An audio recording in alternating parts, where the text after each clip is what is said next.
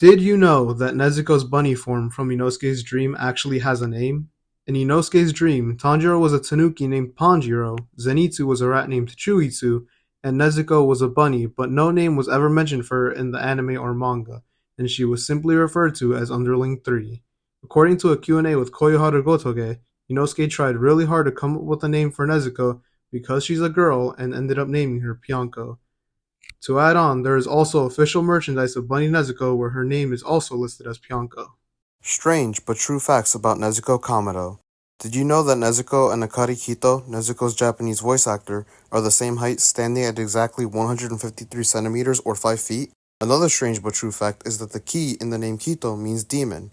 Maybe Akari Kito was made for the role of Nezuko. Before moving on to today's topic, I want to give a quick anime and manga spoiler warning. If you're not caught up, keep scrolling. Did you know that these fights are technically canon? I know the concept of anime original scenes is becoming a bit of a touchy subject, so I'll give my thoughts on them in a separate video. For now, let's just focus on these fights. A lot of manga readers who are currently watching the Hashira training arc are saying the anime original scenes, including these fights, are filler. But what if I told you that one page from the manga states that these fights are technically canon? In chapter 136, after the Giyu vs Tsunemi fight, we get a page of Giyu explaining to Tanjiro that he and Tsunemi were sparring, and he says that all of the Hashira are sparring with each other for their training. So technically speaking, these filler scenes are Ufotable's way of showing us these off-panel fights. But what do you guys think? Let me know in the comment section down below. Did you know that Nezuko is great at mending clothing? In episode 2, we learned that Nezuko has mended her kimono a few times and declined Tanjiro's offer to buy a new one, so the money can go towards buying more food for their siblings to eat. She's mended other pieces of clothing, but I'm gonna give a quick spoiler warning before going into detail. If you haven't finished the manga, this is your time to leave. After the final battle with Muzan, Gyu's Haori was completely destroyed, and Nezuko was the one who repaired it for him. Gyu was so grateful to Nezuko, he sent her many gifts, such as kimonos, western clothing, hair ornaments, and jewels. She also made alterations to Jigero's kimono for Zenitsu to wear, and he gifts her his eternal love. Did you know that Demon Slayer has two one-shot mangas? The more commonly known Demon Slayer one-shot is Rengoku Volume 0. This one-shot tells the story of our favorite flame Hashira, Kyojuro Rengoku, during his early days as a Demon Slayer. And yes, this one-shot is canon. The other one-shot may not be canon, but it does give us a look at the early designs and concepts for Demon Slayer. This one-shot is called Kagarigari, and it's definitely worth the read, especially if you prefer a darker tone, as our nameless protagonist seems to be the complete opposite of his wholesome counterpart, Tanjiro, and suffered far more during his own final selection to become a Demon Slayer. Before moving on to today's topic, I want to give a quick spoiler warning. If you haven't finished the manga, this is your time to leave. Did you know that Kagaya Ubuyashiki has his own tragic backstory? Kagaya was one of many sons, but he was the only survivor. According to the Demon Slayer databook, only one son of the Ubuyashiki family can survive to adulthood per generation. His father, the previous head, was a sensitive man who couldn't stand it when core members suffered injury or died. This unfortunately led to him taking his own life at the age of 19 and resulted in Kagaya becoming head of the Ubuyashiki clan at the age of 4. Before moving on to today's topic, I want to give a quick spoiler warning. If you haven't finished the manga, this is your time to leave. Did you know the Ubuyashiki clan is finally free? After the final battle with Muzan,